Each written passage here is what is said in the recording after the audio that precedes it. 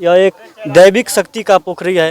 राजा हरसिंह देव जी थे यहाँ पे, उनकी रानी थी, महारानी थी। राजा जब युद्ध में लड़ कर आए तो युद्ध वहाँ पे जीत लिए थे, लेकिन सरकार से हाथ जोड़कर तमाम जनता, यहाँ के 10-20 लाख जनता से अनुरोध करना चाहते हैं, सरकार से, नीतीश सरकार से अनुरोध करना चाहते हैं। यहाँ के स्थानीय MLA, MP सबसे, यहाँ के स्थानीय जितने भी जनप्रतिनिधि है, जनता का मालिक तो जनप्रतिनिधि, बिल्कुल यही यहाँ पर डिटेल्स अपना अपनाएंगे कि इस पोखरी को अच्छा से बना दे, अभी तो कम से कम अच्छा बना दे।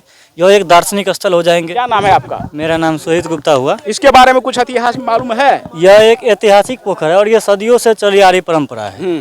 जुड़ शीतल के दिन 14 को सतुआनी, 15 को मेला, और यह मेला आज से नहीं, करीब सदियों से चली आ रही, अनगिनत सालों से। और यहाँ पर भव्य मेला लगता है, इतना मेला लगता है कि उधर से आपको 20 किलोमीटर रोड जाम मिलेगा, उधर से 20 किलोमीटर जाम मिलेगा। मतलब चारों साइड में इस एरिया में कम से कम इस मेला में 20 से 25 लाख से ऊपर श्रद्धालु रहते हैं। और यहाँ पे कुछ वजह से मेला नहीं लगता है। ये जौहरी पोखर है, ऐतिहासिक अपने आप में। यह एक दैविक शक्ति का पोखरी है। राजा हरसिंह देव जी थे यहाँ पे, उनकी रानी थी, महारानी थी। राजा जब युद्ध में लड़ कर आए तो युद्ध वहाँ पे जीत लिए थे, लेकिन किसी ने उकसा दिया रानी को कि राजा युद्ध में मारे गए। तो रानी अपने राजा के स्वागत के लिए खीर पूरी बनाई थी, और भी बहुत सारे प्रसन्न मुद्रा में थी, लेकिन वो अपने पति के खो जाने के गम में खीर पूरी का गाछ खीर पूरी उधर फेंक दिया, तो वहाँ पर एक पेड़ निकल गया। लड़ना जो होता है बनाने वाला, उधर फेंक दिया, वहाँ पर एक पेड़ निकल गया।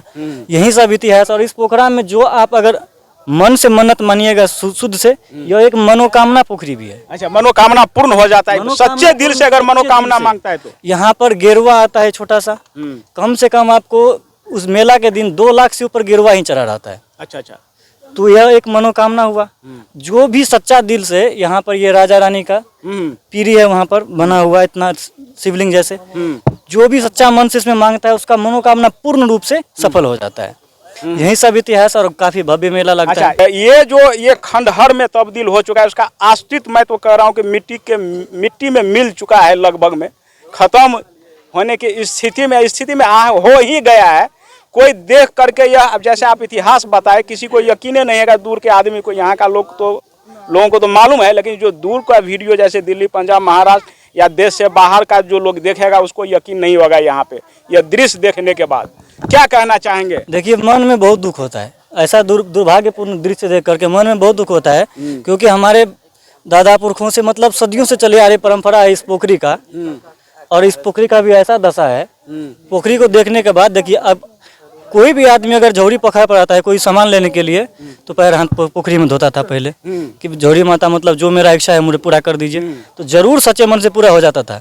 लेकिन अभी ये दशा देखकर खुद पे रोना आ रहा है, हम लोग को मन में दुखी है, पूरा जनता दुखी है सर, क्योंकि ऐसा स्थिति नहीं होना चाहिए। यानी आपका कहने का मतलब और सभी का क्या है कि यहाँ पे जो है एक तरह से दार्शनिक स्थल, कम से कम नहीं पर्यटक स्थल तो कम से कम दार्शनिक स्थल हो जाए, ऐसा कुछ व्यवस्था किया जाए सरकार के द्वारा। क्या हम सरकार से हाथ जोड़कर तमाम जनता, यहाँ के 10-20 लाख जनता से अनुरोध करना चाहते हैं, सरकार से, नीतीश सरकार से अनुरोध करना चाहते हैं। यहाँ के स्थानीय MLA, MP सबसे, यहाँ के स्थानीय जितने भी जनप्रतिनिधि है, जनता का मालिक तो जनप्रतिनिधि, बिल्कुल यही यहाँ पर डिटेल्स अपना अपनाएंगे कि इस पोखरी को अच्छा से बना दे, अभी तो कम से कम अच्छा बना दे। यह एक दार्शनिक स्थल हो जाएंगे। बिल्कुल यह एक भक्ति भाव की है। हमें ये मंदिर जो है यानी कभी धरोहर बचा हुआ है, उसको भी जो है थोड़ा सा बना दिया जाए बढ़िया से। बिल्कुल, हमें टूरिस्ट प्लेस नहीं बनाना है जी। यह एक दार्शनिक स्थल है। टूरिस्ट प्लेस बन जाएगा तो इस क्षेत्र के लिए अति उत्तम होगा, यानी कि एक तरह से आमदनी का स्रोत बढ़ेगा, बिहार का भी फायदा होगा ना बहुत यहाँ। लेकिन अगर वो आप नहीं बना सकते, कम से कम दार्शनिक स्थल बने, सौंदर्यीकरण हो, पूरा रूपरेखा चेंज हो। बिल्कुल सर, यह एक दार्शनिक स्थल, और इस मेला में करीब कम से कम करोड़ से ऊपर का व्यापार होता है। जी सही बात है। और इस मेला में जंगल में भी आप दुकान लगा दीजिएगा ना, वो बिल्कुल नाराज होके नहीं जाता है। दुकानदार यहाँ पे कहता है कि पहले सोचता है, अगर कोई दुकानदार अनजान आया है पहली बार तो बोलेगा कहाँ आ गए, बिक्री नहीं चलता है। वहीं शाम तक उस दुकानदार से पूछिएगा, उसका चेहरा से हमेशा खुशी मिलेगा, क्योंकि किसी को आज तक जौहरी माता नाराज करके नहीं भेजा है यहाँ पे। जी। यह एक मनोकामना स्थल ही है यहाँ पे। बिल्कुल बहुत बहुत धन्यवाद, आपने जानकारी दी।